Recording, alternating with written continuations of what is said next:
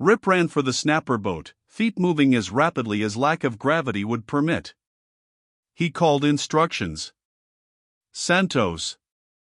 Turn the launcher over to Peterson and come with me. Koa, take over. Start throwing rockets at that boat, and don't stop until you run out of ammunition.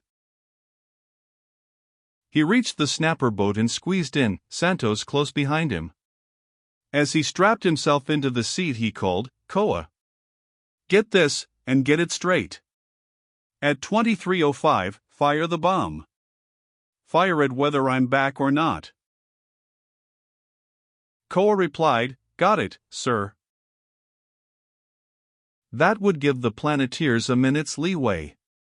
Not much of a safety margin, especially when he wasn't sure how much power the atomic charge would produce. He plugged into the snapper boat's communicator and called, Ready, Santos? Ready, Lieutenant. He braced himself against acceleration and flipped the speed control to full power. The fighting rocket rammed out from the asteroid, snapping him back against the seat. He made a quick check. Gunsight on, fuel tanks almost full, propulsion tubes racked handy to his hand. They drove toward the enemy cruiser at top speed, swerving in a great arc as the sun pulled at them.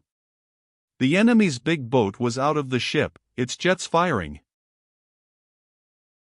Rip leaned over his illuminated gunsight. The boat showed up clearly, the rings of the sight framing it. He estimated distance and the pull of the sun, then squeezed the trigger on the speed control handle. The cannon up and the nose spat fire. He watched tensely and saw the charge explode on the hull of the Connie cruiser. He had underestimated the sun's drag. He compensated and tried again. He missed.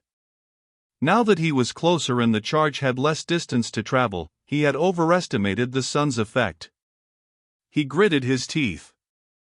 The next shot would be at close range. The fighting rocket closed space, and the landing boat loomed large in the sight. He fired again, and the shot blew metal loose from the top of the boat's hull. A hit, but not good enough. He leaned over the sight to fire again, but before he had sighted, an explosion blew the assault boat completely around.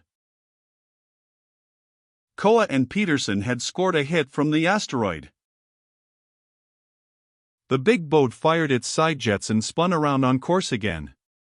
Flame bloomed from its side as Connie gunners tried to get the range on the snapper boat. Rip was within reach now. He fired at point-blank range and flashed over the boat as its front end exploded. Santos, firing from the rear, hit it again. Rip threw the rocket into a turn that rammed him against the top of his harness. He steadied on a line with the crippled Connie craft. It was hard hit. The bow jets flickered fitfully, and the stern tubes were dead. He sighted, fired. A charge hit the boat aft and blew its stern tubes off completely. And at the same moment, a Connie gunner got a perfect bead on the snapper boat. Space blew up in Rip's face. The snapper boat slewed wildly as the Connie shot took effect. Rip worked his controls frantically, trying to straighten the rocket out more by instinct than anything else. His eyes recovered from the blinding flash, and he gulped as he saw the raw, twisted metal where the boat's nose had been. He managed to correct the boat's twisting by using the stern tubes, but he lost full control of the ship. For a moment panic gripped him. Without full control he couldn't get back to the asteroid. Then he forced himself to calm down. He sized up the situation. They were still underway, the stern tubes pushing, but their trajectory would take them right under the crippled Connie boat. There was nothing he could do but pass close to the Connie. The enemy gunners would fire, but he had to take his chances. He looked down at the asteroid and saw an orange trail as Koa launched another rocket. The shot from the asteroid ticked the bottom of the Connie boat and exploded. The Connie rolled violently. Tubes flared as the pilot fought to correct the roll. He slowed the spinning as Rip and Santos passed, just long enough for a Connie gunner to get in a final shot. The shell struck directly under Rip. He felt himself pushed violently upward, and, at the same moment, he reacted by hunch and not by reason. He rammed the controls full ahead, and the dying rocket cut space, curving slowly as flaming fuel spurted from the ruptured tanks. Rip yelled, "Santos! You all right?" "I think so. Lieutenant, we're on fire." "I know it. Get ready to abandon ship." When the main mass of fuel caught, the rocket would become an inferno. Rip smashed at the escape hatch above his head, grabbed propulsion tubes from the rack, and called, "Now!" He pulled the release on his harness, stood up on the seat, and thrust with all his leg power. He catapulted out of the burning snapper boat into space. Santos followed a second later, and the crippled rocket twisted wildly under the two Planeteers. "Don't use the propulsion tubes," Rip called. "Slow down with your air bottles." He thrust the tubes into his belt, found his air bottles, and pointed two of them in the direction they had been traveling. He wanted to come to a stop, to let the wild snapper boat get away from them. The compressed air bottles did the trick. He and Santos slowed down as the little jets overcame the inertia that was taking them along with the burning boat. The boat was spiraling now, burning freely. It moved away from them, its stern jets still firing weakly. Rip took a look toward the enemy cruiser. The assault boat was no longer showing an exhaust. Instead, it was being dragged rapidly away from the Connie cruiser by the pull of the sun. At least it was hit in time to prevent launching of the atomic-guided missiles. Or, he thought, perhaps the enemy had never intended using them. The principal effect, besides killing the Planeteers, would have been to drive the asteroid into the sun at an even faster rate. The enemy assault boat was no longer a menace. Its occupants would be lucky if they succeeded in saving their own lives. Rip wondered what the Connie cruiser commander would try now. Only one thing remained, and that was to set the cruiser down on the asteroid. If the Connie tried, he would arrive at just about the time set for releasing the nuclear charge. And that would be the end of the cruiser and probably of the Planeteers as well. Santos asked coolly, "Lieutenant, wouldn't you say we're in a sort of bad spot?" Rip had been so busy sizing up the situation that he hadn't thought about his own predicament. Now he looked down and suddenly realized that he was floating free in space, a considerable distance above the asteroid, and with only small propulsion tubes for power. He gasped, "Great space! We're in a mess, Santos." The corporal asked, still in a calm voice, "How long will it be before we're dragged into the sun, sir?" Rip stared. Santos had used the same tone he might have used in asking for a piece of Venusian crew. An officer couldn't be less calm, so Rip replied in a voice he hoped was casual, "I wouldn't worry, Santos. We won't know it. The heat will get through our suits long before then. In fact, the heat should be overloading their ventilating systems right now. In a few minutes the cooling elements would break down, and that would be the end." He listened for the accelerated whine as the ventilating systems struggled under the increased heat load but heard nothing. Funny. Had it overloaded and given out already? No, that was impossible. He would be feeling the heat on his body if that were the case. He looked for an explanation and realized for the first time that they weren't in the sunlight at all. They were in darkness. His searching glance told him they were in the cone of shadow stretching out from behind the asteroid. The thorium rock was between them and the sun. His lips moved soundlessly. Major Joe Barris had been right. In a jam, trust your hunch. He had acted instinctively, not even thinking as he used the last full power of the stern tubes to throw them into the shadow cone. And he knew in the same moment that it could save their lives. The sun's pull would only accelerate their fall toward the asteroid.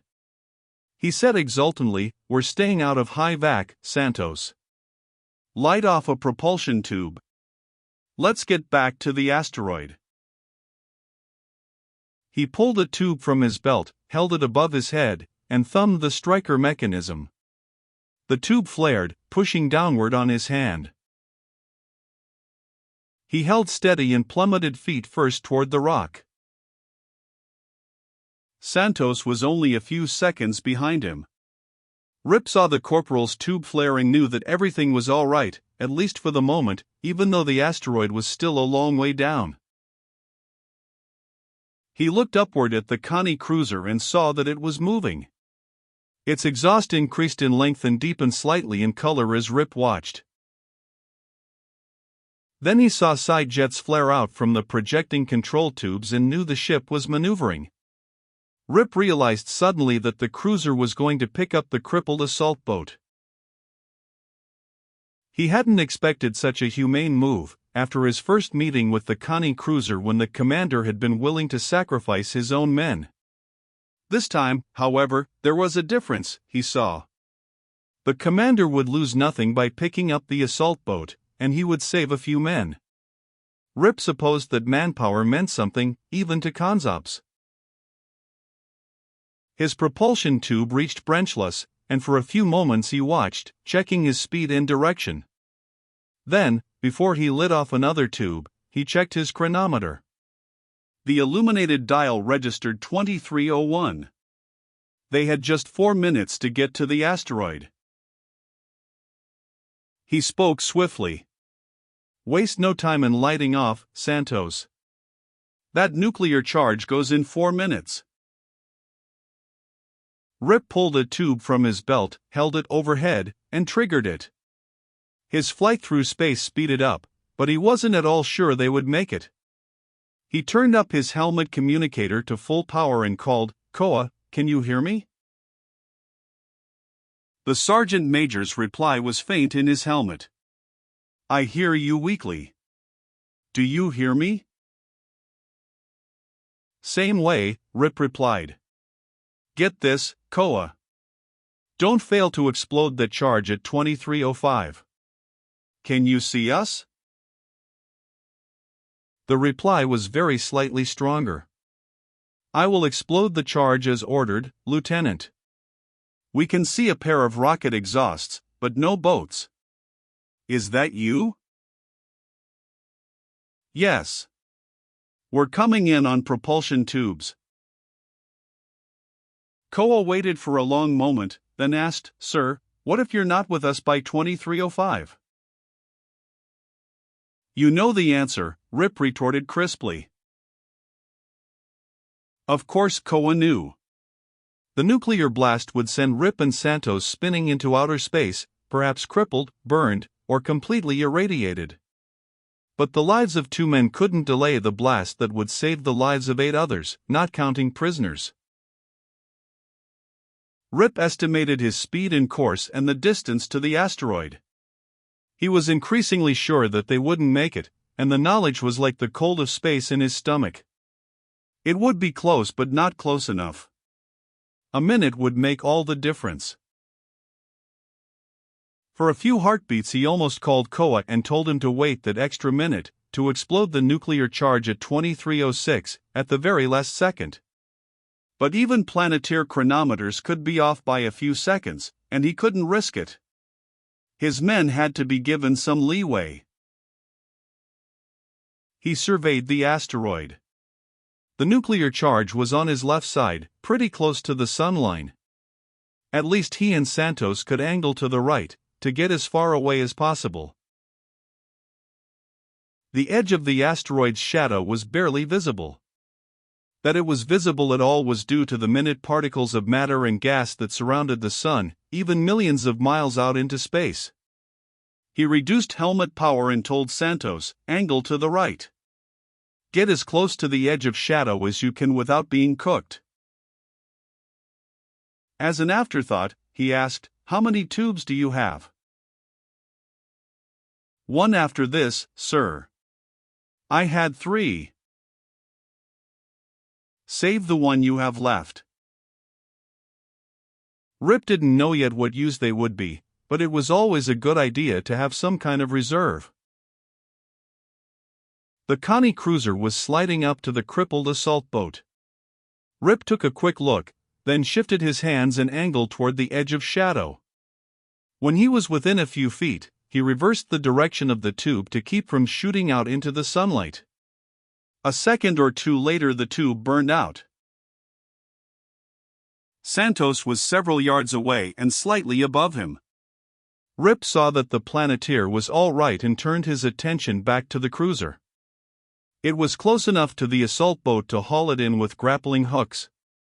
The hooks emerged and engaged the torn metal of the boat, then drew it into the waiting port.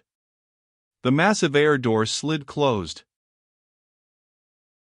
The question was, would the Connie try to set his ship down on the asteroid? Rip grinned without mirth. Now would be a fine time.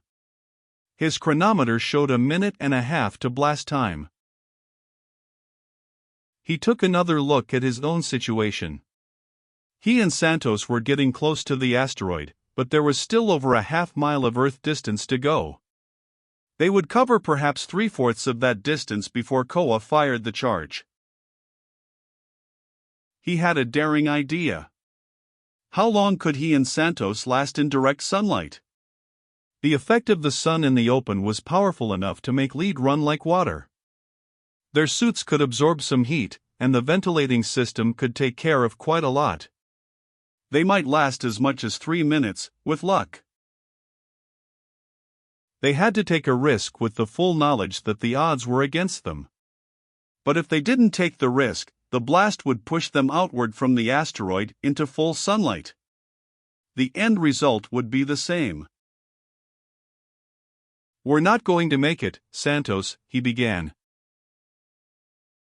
"I know it, sir," Santos replied. Rip thought anyone with that much coolness and sheer nerve rated some kind of special treatment. And the young corporal had shown his ability time and time again. He said, "I should have known you knew, Sergeant Santos. We still have a slight chance. When I give the word, use an air bottle to push yourself into the sunlight. When I give the word again, light off your remaining tube." "Yes, sir," Santos replied. "Thank you for the promotion. I hope I live to collect the extra rating." "Same here," Rip agreed fervently. His eyes were on his chronometer, and with his free hand he took another air bottle. When the chronometer registered exactly 1 minute before blast time, he called, "Now." He triggered the bottle and moved from shadow into glaring sunlight. A slight motion of the bottle turned him so his back was to the sun, then he used the remaining compressed air to push himself downward along the edge of shadow. The sun's gravity tugged at him. He pulled the last tube from his belt and held it ready while he watched his chronometer creep around. With 5 seconds to go, he called to Santos and fired it. Acceleration pushed at him. In the same moment, the nuclear charge exploded.